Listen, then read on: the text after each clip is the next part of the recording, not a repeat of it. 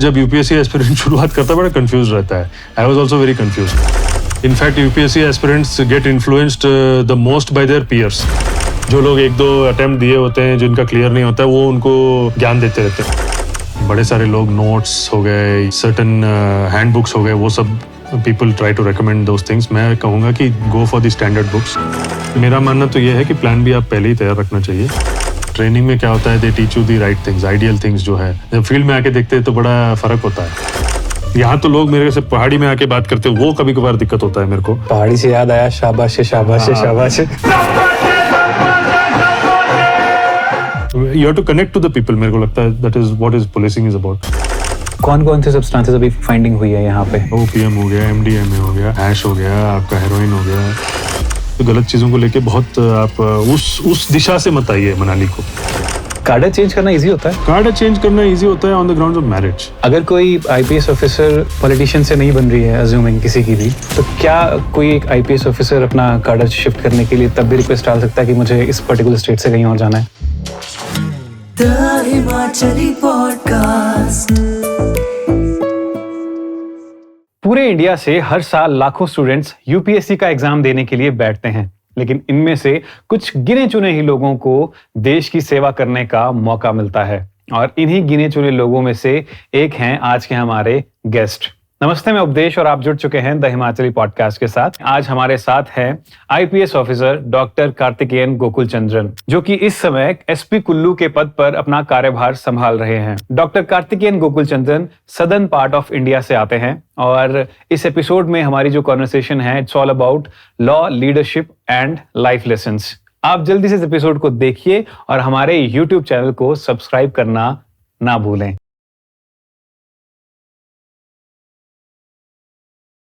Doctor Karthikeyan Gokulchandran, welcome to the Himachali podcast. Thank you.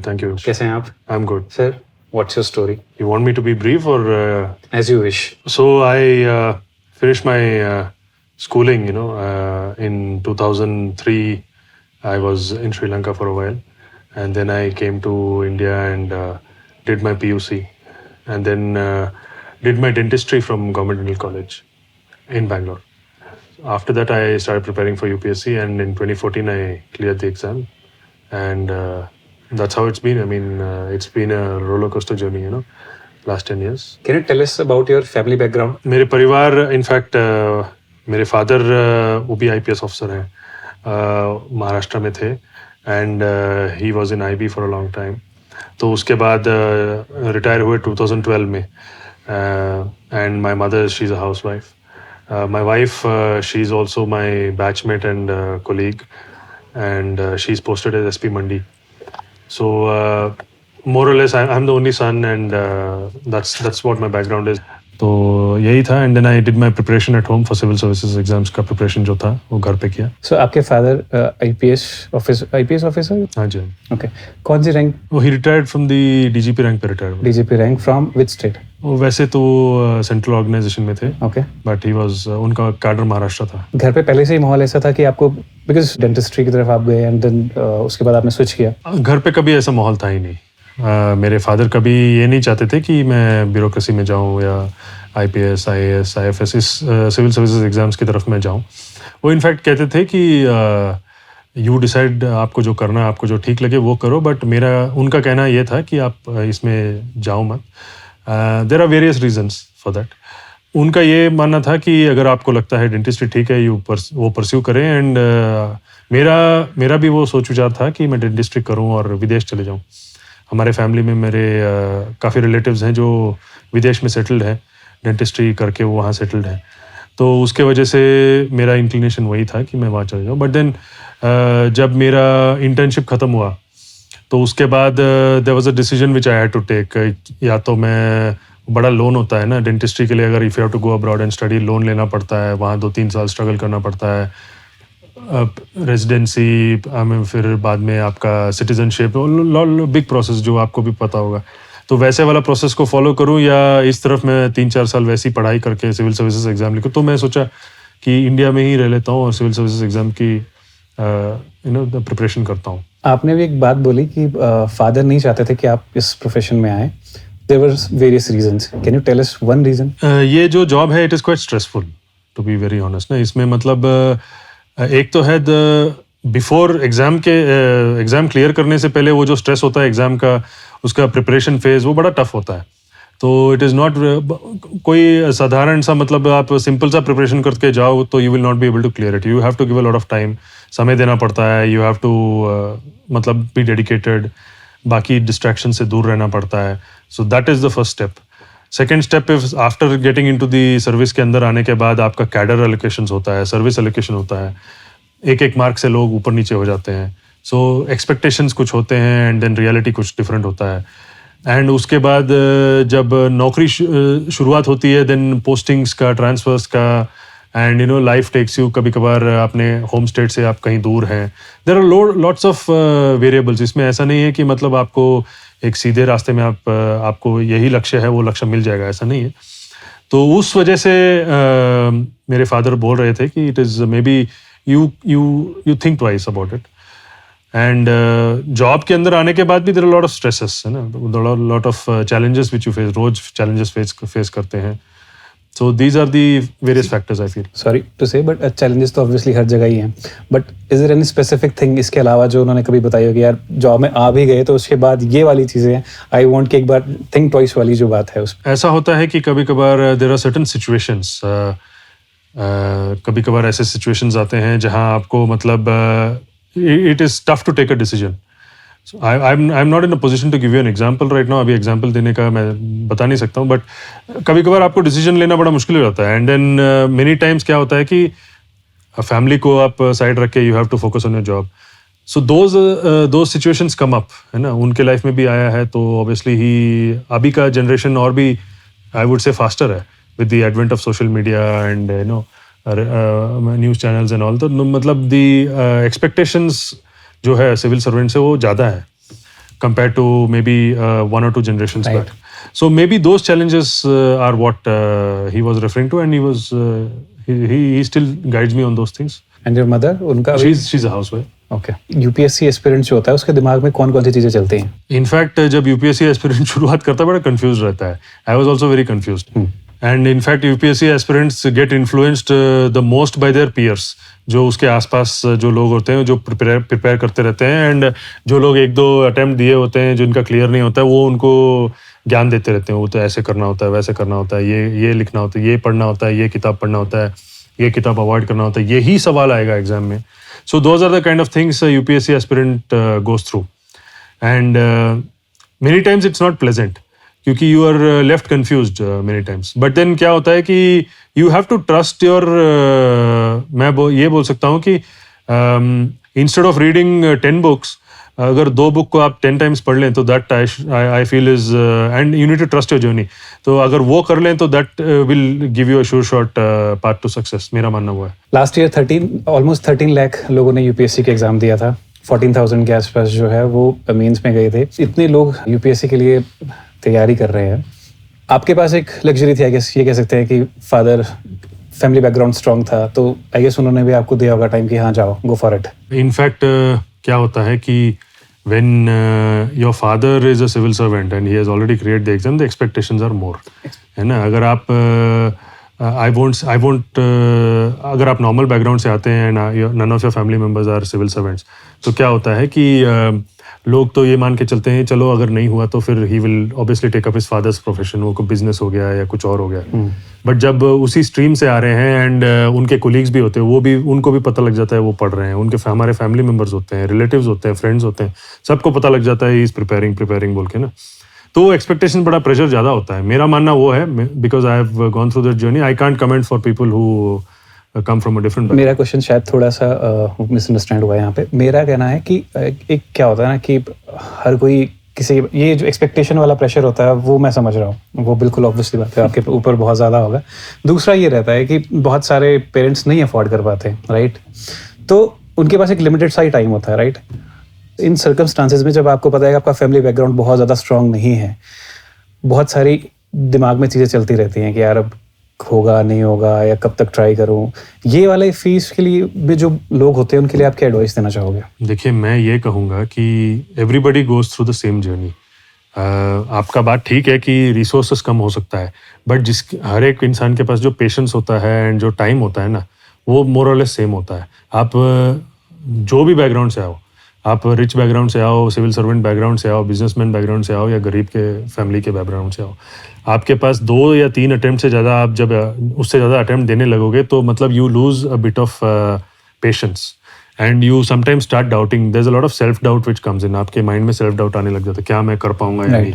आप मतलब irrespective of the background, है ना, आप कोई भी बैकग्राउंड से आओ, तो आई फील दैट, क्योंकि ये ना ऐसा एक मैं क्या बोल सकता हूँ, एक लेवलर है ना, मतलब आपको मतलब उस लेवल पे ही सेम तराजू पे तो हाँ, एवरीबडी एट सेम तराजू। Yes, there are certain advantages. अभी अगर मेरी बात करेंगे कि मेरा ये एडवांटेज रहा क्योंकि my hold on English was very good, है ना, तो that may be the fluency of my answer writing skills was very good, so that was the advantage I had.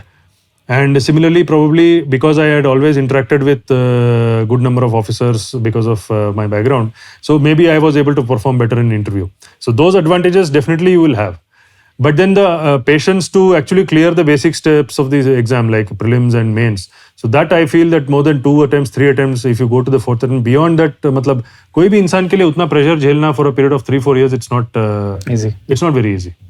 कितने टाइम तक लोगों को ट्राई करना चाहिए और उसके बाद फिर दूसरा कोई प्लान बी की तरफ स्विच करना चाहिए? मेरा मानना तो ये है कि प्लान बी आप पहले ही तैयार रखना चाहिए. That is the most practical way of doing things. I would say that. And आपको टाइम लिमिट की अगर आप बात करेंगे तो अगर आप जब पहला अटेम्प्ट दे रहे हैं, उस अटेम्प्ट में आपको एक असेसमेंट आपको खुद पता लग जाएगा कि वेर यू एग्जैक्टली स्टैंड ना. पहले अटेम्प्ट में I missed by the prelims by 2 marks. Okay. Second attempt I miss the mains by around 6 marks. तो मतलब उसमें हमको पता लग जाता है कि where we exactly stand. 2 marks 6 marks मतलब ये छोटे अंक है ना. तो इसमें मेरे को पता लग गया था कि yes I can clear the exam. Candidate आज एग्जाम दे रहा है और उसको पता लग रहा है कि वो बड़े मार्जिन से ही इज लूजिंग द गेम. तो then he should understand, either he should pull up his socks and perform better जहाँ उनकी weaknesses हैं, he has to come out in a stronger way, or he should be slightly more practical. आपके पास भी बहुत सारे UPSC aspirants आते होंगे guidance लेने के लिए. आप टॉप 3 टिप्स बता पाएंगे हमारे व्यूअर्स को? टॉप 3 टिप्स तो मैं यही बोलूँगा कि एक तो है बड़े सारे लोग नोट्स हो गए, ये सर्टन हैंड बुक्स हो गए, वो सब people try to recommend those things. मैं कहूँगा कि go for the standard books, जो basic books हैं, जो the publisher publish करता है, उसको आप use करें, वो बड़ा helpful होता है. and you make your own notes. That is number 1. and people ask me about, बड़े सारे लोग पूछते हैं कि कितना समय preparation में देना पड़ता है. I would say around 8 hours minimum is required. Third point is आप राइटिंग स्किल्स में बड़ा फोकस करना बहुत ज़रूरी है ना. तो राइटिंग स्किल्स अगर आप 200 शब्द में आप पूरा आंसर लिख पाएंगे तो तभी आपको वो मार्क्स मिलेंगे. आपको आपके पास वो नॉलेज होगा, वो फैक्चुअल नॉलेज होगा कि ये है, वो सब अगर आपके पास दिमाग में बैठा होगा, नदी इधर से जाता है, पहाड़ उधर है, ये सब. और but then you have to put it on paper black and white. 200 शब्द में अगर आप वो आंसर ढंग से लिख पाएंगे तो then only you can actually crack the exam. हर कोई सक्सेसफुल नहीं हो पाता इस यूपीएससी की जर्नी में, राइट? बट यूपीएससी की जो प्रिपरेशन है वो एक पर्सन के अंदर क्या ट्रांसफॉर्मेशन लेके आती है? मैं तो अपने लिए बोल सकता हूँ कि क्या ट्रांसफॉर्मेशन लेके आया. तो I learn that sky is the limit. You can go beyond and you can achieve greater things with hard work and dedication. एक बात वो है. And number 2 is self belief. बड़ा ज़रूरी है. आज भी कोई भी सिचुएशन में, जो भी सिचुएशन हो, personal or professional, or even when we look at great sportsmen, how they overcome hardship or जो challenges और चुनौतियाँ होती है, how they overcome, अगर वो देखेंगे तो it is only through self belief. तो अपने आप पे विश्वास करना बड़ा ज़रूरी होता है. तो this is what I think, these are the 2 things which I have learned. and number 3, patience. Results तो आ जाएंगे as long as you work hard. तो ये बड़ा ज़रूरी होता है. Patience is also something which I learn. आज की यूथ में पेशेंस थोड़ी कम हो गई, ऐसा देख रहे हैं आप? मैं नहीं बोल सकता हूँ कि मैं आज का यूथ तो नहीं हूँ, because maybe I was born in the 80s, so I can't really comment. But I see यहाँ आजकल के बच्चे देखते हैं, but then I won't say any generation is better than the previous generation. They have their own, उनका जो strengths हैं वो है. ठीक है, आप थोड़ा सा डिप्लोमेटिक. Not really diplomatic. मेरा मानना ये है कि हर जो जनरेशन है जो उसके सर्कमस्टेंसेस है उसके अनुसार वो अडेप्ट हो रहे हैं. उनके पास आजकल सोशल मीडिया है, they are looking at certain things and maybe I would say that उनको उतना ही समय मिलता है टू अंडरस्टैंड थिंग्स और टू ग्रैस्प दैट नॉलेज, क्योंकि इतना सारा इन्फॉर्मेशन है. हमारे समय में we used to get that information from newspaper, so हमें आधा घंटा लगता था वो सब प्रोसेस करने में. Now that same basic news you get it on social media for in about 30 seconds.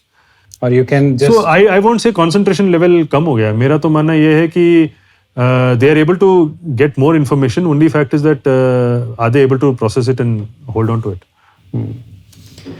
आपकी जब ट्रेनिंग हुई उसके बाद आप रियल वर्ल्ड सिनेरियो में आए, तो कैसे अडेप्ट किया आपने रियल वर्ल्ड सिनेरियो में आके? टाइम लगता है थोड़ा अडेप्ट करने में, बिकॉज ट्रेनिंग में क्या होता है, they teach you the right things, ideal things जो है, जो अगर पुलिसिंग ऐसा है तो ऐसा होना चाहिए. जब फील्ड में आके देखते हैं तो बड़ा फ़र्क होता है. It takes a bit of time, मतलब it is a learning curve. Initially तो हमें मतलब बड़ा स्ट्रेस होता है, यार ये ऐसे क्यों नहीं हो रहा है, ये वैसे क्यों नहीं हो रहा है. This is what has been taught to us. But then when you come to the field, you understand that the field scenario, field reality is different. And in fact, I would say that in a way it is good that it is different. मेरा मानना ये है कि it is जो भी policing है या जो भी administration है, it has evolved over a period of time. बड़े समय से इस चीज़ में मतलब changes आई हैं, बदलाव आए हैं, और आज जो स्थिति है वो evolution की वजह से है. तो अगर वो आज स्थिति है तो मतलब वो समाज जो चाह रहा है उसके लिए है. समाज को केंद्रित करते हुए जो जनता चाह रही है, जो लोग चाह रहे हैं, जो द पीपल दे वांट, उसको केंद्रित करते हुए वो उनके पक्ष में है. वो आपने बोला कि जब ट्रेनिंग से आप प्रैक्टिकल में आ जाते हो, रियल वर्ल्ड सिनेरियो में आ जाते हो, तो वहाँ पे वो सेम नहीं होता है. क्या कोई एक चीज़ बता पाएंगे? फॉर एग्जाम्पल हमें मालूम पड़ता है कि we are suppose to be I would say we're supposed to function in a very very extremely neutral way, but then it really doesn't work like that. मेरा मानना ये है कि we are at times we are supposed to function in favor of a certain group so that in the betterment of the society, है ना.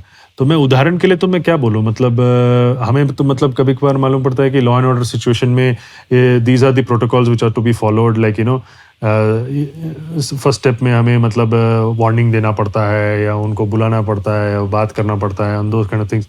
But then many times you are suppose to think on your feet ना, मतलब हमें सोचना पड़ता है यार we have to use a different approach. कभी उनको दूसरे तरीके से टैकल करना पड़ता है. So not always you can follow go by the book. You have to innovate and so that the stability is maintained, situation मतलब ठीक रहे. आप सदर्न पार्ट ऑफ इंडिया से आते हैं, आपकी हिंदी इतनी अच्छी कैसे है?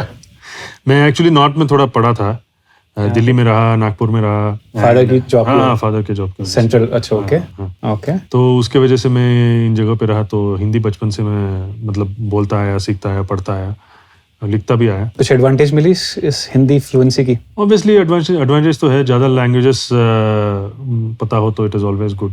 तो आदमी मतलब हम ज़्यादा लोगों से इंटरेक्ट कर पाते हैं, लोगों को समझ पाते हैं, उनकी परेशानियां समझ पाते हैं. यहाँ तो लोग मेरे से पहाड़ी में आके बात करते हैं, वो कभी कभार दिक्कत होता है मेरे को. वो भी मतलब 1-2 डिस्ट्रिक्ट्स में मैं रह चुका हूँ, अभी तो रह चुका हूँ. तो क्या होता है कि वहाँ का जो लोकल डायलेक्ट है वो भी मैंने कभी कभार समझ लिया है और बोलने लग गया हूँ. तो घर वाले भी बोलते हैं तुम वो उस भाषा में बोलते हो. पहाड़ी से याद आया, शाबाश शाबाश शाबाश. हाँ, तो मतलब you just have to go with the flow. मतलब जहाँ का है, सोसाइटी है, समाज है, जहाँ भी हो एंजॉय करो, खुश रहो लोगों के साथ. That is what I feel is you have to connect to the people. मेरे को लगता है that is what is policing is about. आपके अंदर एक सिंगर छिपा हुआ है? सिंगर नहीं, मतलब I have always I've trained in music as well. हिंदुस्तानी और Carnatic? No, I've done Western classical music. Oh. I played the guitar also. Okay. And I still continue to do that. I don't get much time. इतना समय नहीं मिलता है पहले जितना मिलता था कॉलेज में जब था. तो कॉलेज में तो फिर पूरा जलवा होगा ना, गिटार विटार? हाँ, वो तो I used to enjoy, rock shows पे जाते थे. We had a band. So it used to be your own band? Yeah, we had a band. Band का नाम क्या था? We had a band. Our band's name was Pralay. प्रलय? in college. क्या प्रलय मचाया था प्रलय? No, we used to we had our own compositions also. Okay. We played our own songs and we did covers also. Metallica का cover किया. Oh, which song? So, we did Unforgiven 2, Metallica का cover. Okay. And I was the lead guitarist. Back then, but then now I have lost touch. अभी इतना समय नहीं मिलता है practice करने के लिए. तो वो अंदर का सिंगर बीच बीच में स्टेज शो पे आ सिंगर जाता तो है. I was more of a guitarist than a singer. ठीक है, तो ऑब्वियसली म्यूजिशियन का मतलब वो आई रियली अंदर का performer. Of course performer. Kullu वाला दशहरा की क्लिप बड़ी वायरल हुई है बाय द वे. शाबाश है, शाबाश है, शाबाश है, एंड एवरीवन वाज लाइक कि आई डिड नॉट एक्सपेक्ट, वैसे इतना एक्सपेक्ट नहीं किया था. आई वाज जस्ट एंजॉयिंग वो इन दी मोमेंट ना. आप जब जाते हैं एंड इनफैक्ट जो भी एडमिनिस्ट्रेशन के लोग थे, पुलिस के लोग थे, वो लास्ट डे था तो मतलब हमें लग रहा था कि थिंग्स हैव गॉन वेल. तो वी थॉट इन दी उस मोमेंट में हम थोड़ा सा एंजॉय कर लें बस. वेरी नाइस, बहुत बढ़िया. तो कोई पहाड़ी गाना भी गा लेते? नहीं, पहाड़ी गाना नहीं गाता हूँ मैं. बिलासपुर कैसा था आपके लिए? बिलासपुर बढ़िया था, अच्छा था. अच्छा था. Good people. थोड़ा सा पिक्चर जाता हूँ आपको. तो आपकी फर्स्ट पोस्टिंग थी केरला में? हाँ जी. आपको केरला का कैडर मिला था? I got Kerala cadre. थोड़ा सा अपनी फर्स्ट पोस्टिंग के बारे में बताएंगे? First posting, I was posted in this district called Kollam. I was ASP in Punalur, subdivision called Punalur. तो रूरल पोस्टिंग था. एंड वहाँ का क्राइम सिनेरियो अलग सा था. मतलब it was something which is unheard of. Lot of rape cases, lot of offences against children, and बड़े सारे ऐसे ऑफेंसेस से ब्लाइंड मर्डर्स थे. एंड इनफैक्ट मेरा सबसे पहला जो केस था वो 90-year-old एक महिला का रेप हो गया. That was how the situation was. I was in a sub division. It was a challenging field posting. There are lot of small petty issues like with regard to fights with neighbours. उन चीज़ों को लेकर. But fight भी बहुत extreme वाली है sir? हाँ, in fact political violence भी बड़ा था. एक तो मर्डर हो गया था जिसमें वो आदमी के हाथ काट दिए थे. That kind of violent crimes. It was a communal and a political murder. तो आपकी पहली पोस्टिंग एक ऐसी जगह पे होगी जहाँ पे इतनी सारी शॉकिंग चीज़ें आपको देखने और सुनने को मिल रही थी. उस टाइम के कार्तिकेयन गोकुलचंद्रन के दिमाग में क्या चलता था? नहीं, उस समय अब जब एकेडमी से पहले आए और फील्ड में उतरे तो we would expect everything to be ideal, but then that was a very big learning experience, है ना. And it is a नया भी जगह था, लोग भी अलग थे, and new state था, language was different. I am from Karnataka, I speak Kannada, and Kerala I speak Malayalam. So to understand the problems and to communicate with them वो सब बड़ा एक challenge तो था ही. तो मतलब अगर उस समय का और इस समय का कंपेयर करेंगे तो ऑब्वियसली उस समय you are very raw and जो भी चीज़ होता है आप सीधा बोल देते हैं. You are not very tactful. तो अभी maybe over the period of time, मतलब समय आने के बाद, you tend to be slightly more tactful. जो फ्रेशर आते हैं रियल वर्ल्ड सिनेरियो में, उनको आप क्या एडवाइस देना चाहोगे? उनको मैं ज़्यादा एडवाइस नहीं देना चाहूँगा. मैं इनफैक्ट यही बोलूँगा कि हर एक आदमी का जर्नी अपना होता है. तो you just go along with the journey, learn what ever you can and learn. In fact है ना, ज़्यादा आप चैलेंजेस फेस करेंगे तो you'll end up learning more and आपको पता लगेगा कि कैसे हर सिनेरियो में क्या आपको रिएक्ट करना है, कैसे आपको मतलब अडेप्ट करना है. सो कहते हैं कि किसी की मिस्टेक से आप सीख जाओ तो वो बहुत समझदारी वाली बात होती है. किसी ने एक गलती कर ली है तो वो गलती आप मत दोहराओ, आप कुछ नई गलती करो. तो ऐसी कोई गलती जो आपने कुछ कभी करी हो, अगर कोई बेसिक सी चीज जिसको आप बोलना चाहोगे कि नहीं यार ये मत करना? मैंने वही कहा, टू बी मोर टैक्टफुल, है ना. कि पहले हम इतना टैक्टफुल नहीं रहा मैं. तो मे बी कैसे थे आप स्टार्टिंग में? वेरी ब्लंट ना, मतलब what ever it is on the face बोल देना. रिपरकशन हुए इसके? रिपरकशन कभी नहीं हुआ, बट बिकॉज जो भी करते it was in good faith. ऐसा नहीं है कि आप मतलब किसी को जाके you are saying something bad, ऐसा नहीं है. अगर काम नहीं हो सकता तो सीधा बोल देना काम नहीं हो सकता, तो दैट डजंट वर्क वेल, है ना. तो मतलब कभी कभार इट्स नॉट टेकन राइट, है ना. तो instead of that you try to help the person. तो those things are what I feel are more relevant ना. मतलब आप अगर मदद कर पाएंगे किसी की, even though in a situation जहां आपको पता है इट इज वेरी डिफिकल्ट, तो अगर वो आप you are able to navigate through that and help that person, that I feel is what I should have learned. मतलब देयर इज नथिंग रॉन्ग इसमें. कभी रेपरकशन तो कभी नहीं रहा. It was always in good faith. आप वहाँ पे 4 साल थे? हाँ, 4 साल. 4.5 years. फिर आपने अपना कार्डर चेंज किया Himachal? I came to Himachal. Why? I was married to my batchmate. She was in Himachal cadre, तो उसका cadre हिमाचल था. तो I thought तो family circumstances, all these things we हमने decision लिया कि Himachal is a better place to be as a couple. Father की बात याद आई? स्टार्टिंग में उन्होंने Of course. He said, sometimes you get places which are far away from home. So we were prepared for that. वो तो हमने we made up our mind. कार्डर change करना इजी होता है कार्ड चेंज करना easy होता है on the grounds of marriage. On the grounds of Marriage. Okay Otherwise, I have not heard card changes. अगर कोई आईपीएस ऑफिसर की जो है पॉलिटिशियन से नहीं बन रही है, अज्यूमिंग किसी की भी, या कुछ भी सर्कमस्टांसेस हैं एबीसी, हम स्पेसिफिक में नहीं बात करेंगे, तो क्या कोई एक आईपीएस ऑफिसर अपना कार्डर शिफ्ट करने के लिए तब भी रिक्वेस्ट डाल सकता है कि मुझे इस पर्टिकुलर स्टेट से कहीं और जाना है? मैंने सुना नहीं है ऐसा. तो आई मीन अगर हुआ होगा तो I can not comment on that. कोई इस चीज में रिक्वेस्ट डालना चाहेगा तो it is his own personal decision, but I have not heard of it. Usually ऐसे हो जाता है ऐसा प्रोसेस? मैंने सुना नहीं है. That's what I have not heard. Okay, I have not heard. हुआ है या नहीं हुआ है, I don't know. Okay, I was asking about the process only. I don't think there is any process for that. Okay, ठीक है. आप हिमाचल आते हो 2020 में, 2019 में. First posting was? I was SP vigilance in Mandi. क्या काम रहता है वहाँ पे? Vigilance is about anti corruption and complaints आते हैं अगेंस्ट पब्लिक सर्वेंट्स जहाँ वो मतलब इन्वॉल्व्स मनी या कोई प्रोजेक्ट में मतलब there has been some hanky panky मतलब ना, दोस काइंड ऑफ थिंग्स. वो है विजिलेंस का काम. विजिलेंस आपने इससे पहले नहीं किया था या फर्स्ट टाइम था वो विजिलेंस का? वो बड़ा अच्छा एक्सपीरियंस था. ओके, पता लगता है हर विभाग कैसे काम करता है. इनफैक्ट हिमाचल में कितने विभाग हैं, वो क्या क्या काम करते हैं. कोई और इंटरेस्टिंग चीज उस पर्टिकुलर? विजिलेंस मेरा मानना है कि दी फाइल वर्क जो है बड़ा लंबा होता है. उसमें मतलब आप इमीडिएट एक्शन कोई अगर व्यक्ति बोलेगा कि कर दो, वैसा नहीं होता है. तो उसमें फाइल वर्क होता है, प्रोसीजर्स होते हैं. अधिकारी के खिलाफ अगर हमें एक्शन लेना है तो किस किस लेवल पे हमें अप्रूवल्स चाहिए होते हैं उसके लिए. तो वो सब सीखना, इट इज़ अ वेरी मैं क्या बोलूँगा, बुकिश काइंड ऑफ पोस्टिंग. आपको मतलब रूल्स, रेगुलेशंस, लॉज क्या है, हमारा विजिलेंस मैनुअल क्या है, वो सब चीज़ें आपको पढ़ने का समय मिलता है, वो सब चीज़ें सीखने का समय मिलता है.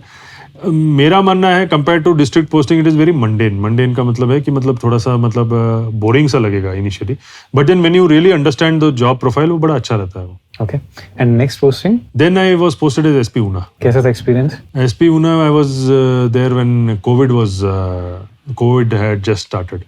तो वो अलग सा एक फेज था. डिस्ट्रिक्ट पुलिसिंग से हटके मतलब we were only doing disaster management and उन चीज़ों को लेकर हम उसी में लगे हुए थे. इनफैक्ट उस समय आपको याद भी होगा कोविड जब शुरुआत हुआ, लोग भी कम आने लग गए स्ट्रीट्स में भी, मतलब ना बाहर भी लोग कम आते थे. एंड मतलब एक अलग किस्म का एक्सपीरियंस था वो. एनी मेमोरेबल केस आपने जिस पे ऊपर काम किया? स्पेसिफिक डिटेल्स नहीं हमें चाहिए, जस्ट एक कोई. बैक व्हेन आई वाज इन केरला तब एक तो पहला केस था when I was in my first posting. तब क्या हुआ, एक ब्लाइंड मर्डर हुआ था. तो उसमें एक आदमी रात को ट्रक में सोया हुआ था. तो 2 बजे रात को मेरे को कॉल आता है कि ये एक मर्डर है and his neck has been slit. It was so blind कि मतलब वहाँ ना तो सीसीटीवी था, ना तो उस आदमी के ही उसका कोई पारिवारिक किसी के साथ दुश्मनी थी, ना तो उसने किसी से पैसे का कोई ऐसा लेन देन नहीं था, ना तो कोई रिलेशनशिप का कोई ऐसा था. And he was not even in his home district में नहीं था वो, उसका डिस्ट्रिक्ट कोई और था. तो इसको आके क्यों मारेगा, मतलब किसी आदमी का मोटिव भी नहीं था. तो मतलब उस चीज़ को हम इन्वेस्टिगेट करते गए एंड वी ट्राइड टू, मतलब अंत में हमने पता करने की कोशिश की कि टाइमलाइन हमने फ्रेम किया. तो हमें मालूम पड़ा कि मोर और लेस उस समय एक it was a murder for gain बोले तो उसको मार के उससे पैसा लेने का उद्देश्य से उसको मर्डर किया था. लग गया था हमें, काफी समय लग गया था उसमें. मतलब it took us around 8-9 days वो केस को क्रैक करने के लिए. क्योंकि कभी कभार क्या होता है, एक मर्डर होता है तो हमें इमीडिएटली मोटिव तो पता रहता है. अगर किसी को कोई मार देता है, कोई दुश्मनी होती है, या तो एक लव अफेयर का इशू होता है, या तो शराब पी के कोई मारता है, या तो पैसे का लेन देन. 3-4 चीज़ों में ही घूमता है ये ना, मर्डर और ये बड़े क्राइम्स जो होते हैं.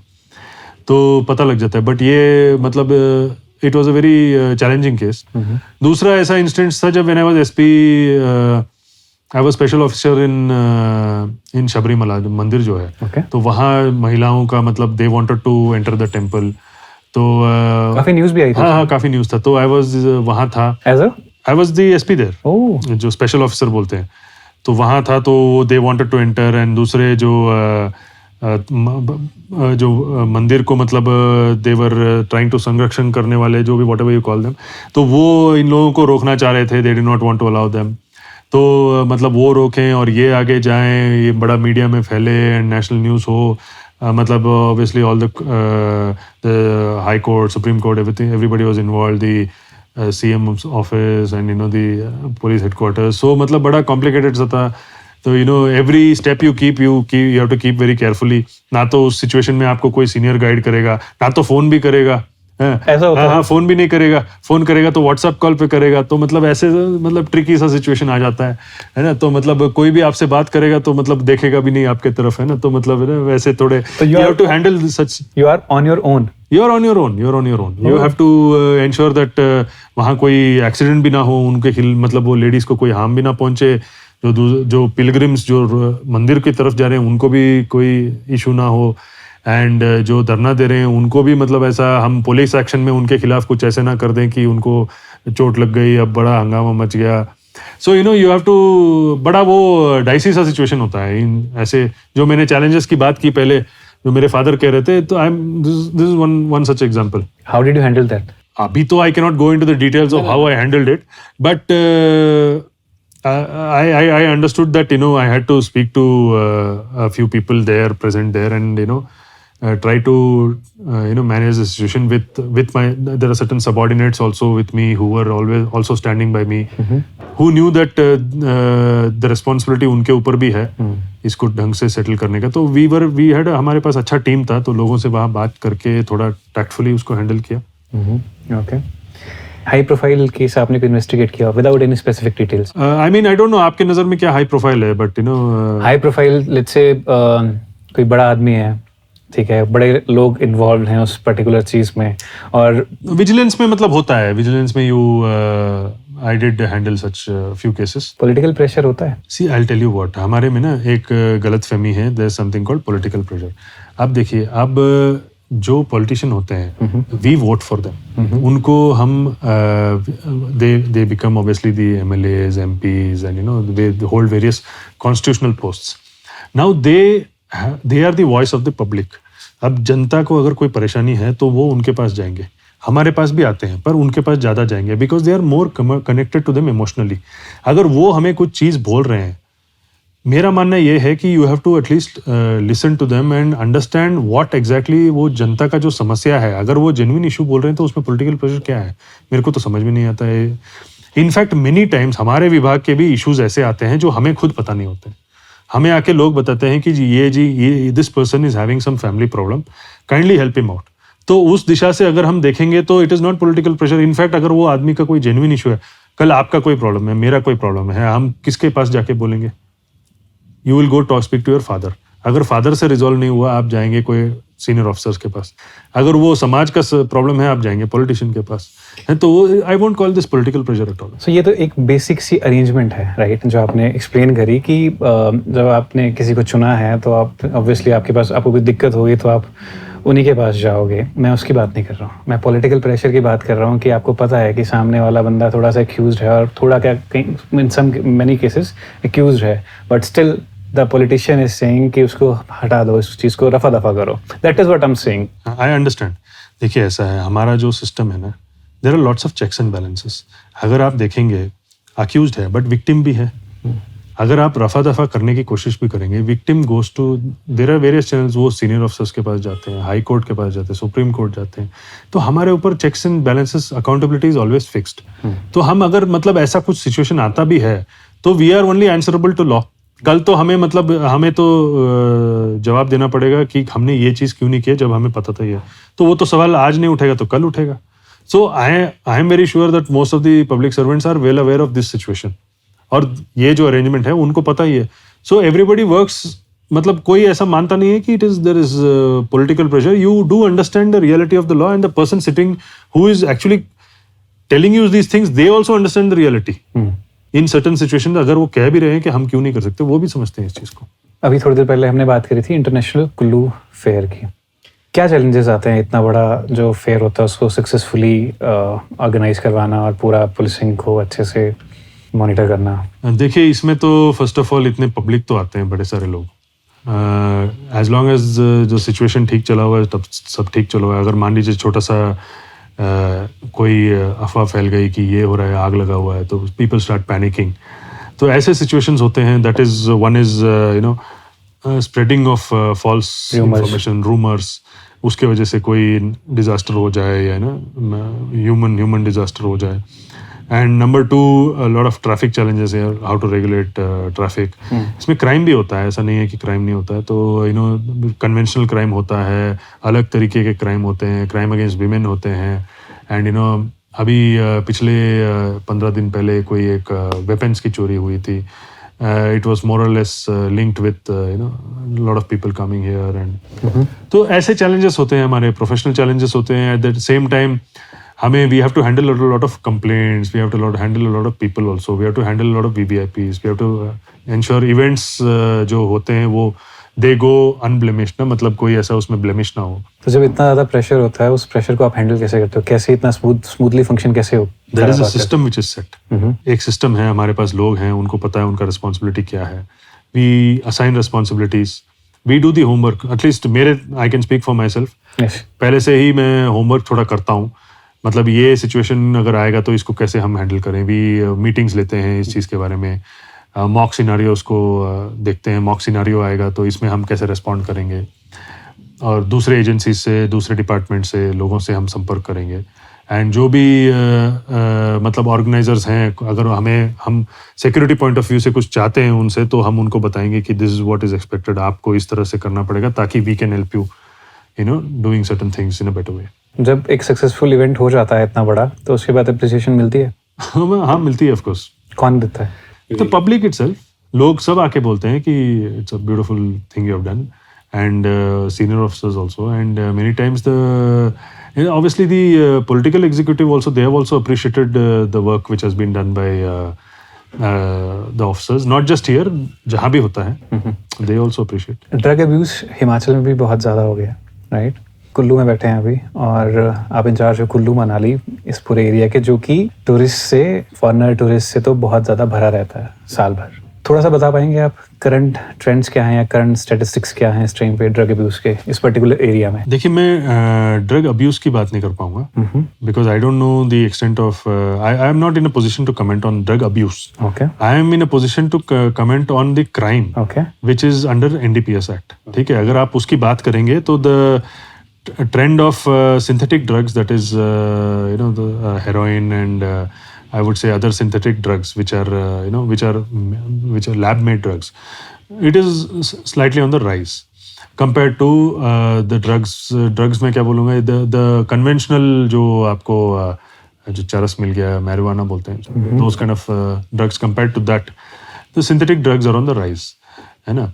And the synthetic drugs are more addictive than the naturally जो आपको मिलता है, जो ये मैरिजुआना प्लांट से, या उसको वीड भी बोलते हैं, तो उससे जो मिलता है, it is more addictive. Synthetic drugs are more addictive and more expensive. कौन कौन से सब्सटेंसेस अभी फाइंडिंग हुई है यहाँ पे? ऑल द ड्रग्स जो भी है हमारे NDPS एक्ट में, OPM हो गया, MDMA हो गया, हैश हो गया, आपका हेरोइन हो गया, चरस हो गया, then all this tablets, tramadol, whatever, psychotropic substances. कोई स्पेसिफिक एरियाज हैं जहाँ पे इस पर्टिकुलर चीज़ के ज़्यादा केसेस आपको देखने को मिले इस रीजन में, या फिर कोई स्पेसिफिक टाइम ईयर में कि हाँ इस टाइम पे ज़्यादा स्पाइक दिखी गई है statistics wise? Whenever we have more, जब भी फुटफॉल ज़्यादा होता है तो you get more number of cases.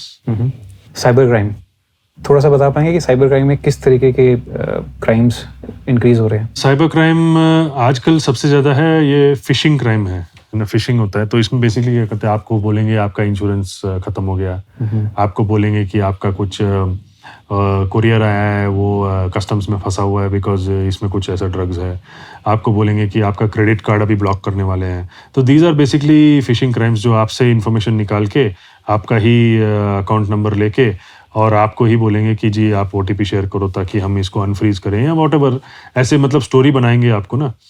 तो वो है, दैट इज द बेसिक. इसमें बेसिकली ये है कि एनी पर्सन, इसमें the principle is very clear.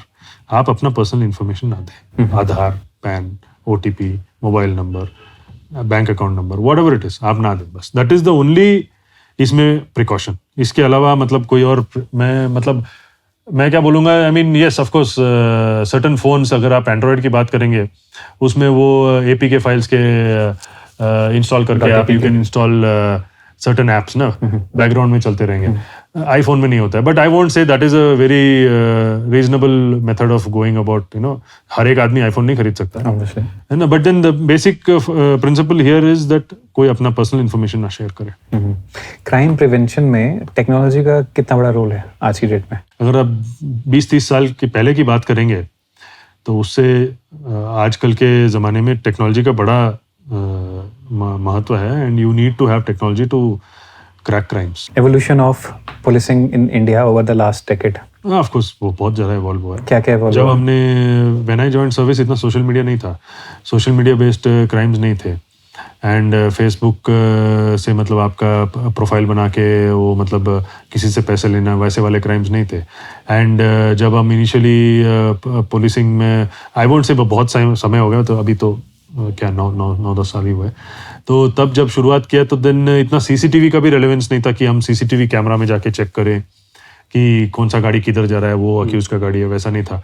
In fact तब हम रजिस्टर्स पर भी डिपेंड करते थे कि इस हमें पता चल जाए कि ये आदमी पहले ही क्राइम किया गया, तो रजिस्टर को निकाल के देखते थे. अभी तो all the data is more और लेस सॉफ्टवेयर बेस्ड है, ऑनलाइन बेस्ड है. आप सोशल मीडिया की बात कर रहे हो, सोशल मीडिया के ऊपर पुलिस ऑफिसर्स का भी क्रिटिसिज्म होता है, तो कभी आपके साथ हुआ ऐसा कुछ? हाँ, होता रहता है. आपके वीडियो पे ही कोई गाल डालेगा कमेंट कल, है ना, हम तो ऐसी वीडियो बनाते रहते हैं, हम काम वाम नहीं करते बोल के. ऐसा? हाँ, तो डालते हैं. It's there, it's I mean it's fine. Criticism is also good, reality check है. पुलिसिंग को लेके कौन सी एक मिसकंसेप्शन है जिसको आप चाहते हैं कि भाई ये दूर होनी चाहिए? बहुत बड़ा मिसकंसेप्शन है कि पुलिस सिर्फ गलती करती है. ऐसा नहीं है कि हम जो भी करते हैं, इनफैक्ट मैं ये नहीं कहूँगा कि सभी लोग सही हैं. 90-95% तो लोग मतलब हमारे विभाग के, मैं मानता हूँ कि they work in good faith, है ना. हम गुड फेथ में करते हैं. At the end of the day we are also humans, है ना कहीं मतलब जो ह्यूमन का आउटपुट होता है it is limited. We are not computers. तो मतलब वो जो मिसकंसेप्शन है कि पुलिस हर चीज़ गलती करती है, जानबूझ के सिस्टम को मतलब लोगों को ऐसे परेशान करती है, वो I feel is not correct. That is a very big misconception. क्योंकि हमने इस विभाग में काम किया है, we also feel, we see the reality of the department. Manali आने वाले टूरिस्ट को आप क्या एडवाइस देना चाहोगे कि भाई ये चीज़ों का ध्यान रखना, सो दैट आप भी अच्छे से रह पाओ और हमारा काम भी थोड़ा इजी हो जाए? नहीं, the tourist are most welcome. हम तो मतलब चाहते हैं कि ज़्यादा से ज़्यादा टूरिस्ट आए. एडवाइस तो मैं ये कहूँगा, drive a vehicle slowly, follow rules and don't get too enthusiastic about vices ना. वाइसेस बोले तो गलत चीज़ों को लेके बहुत आप उस दिशा से मत आइए मनाली को. आप जो हमारा जो एनवायरनमेंट, जो सुंदरता है, मतलब माउंटेन्स हैं, उस चीज़ को अप्रिशिएट करने के लिए आइए. एंड यहाँ घूमने के लिए आइए. You enjoy the place here, but then vices को थोड़ा दूर रखें बस.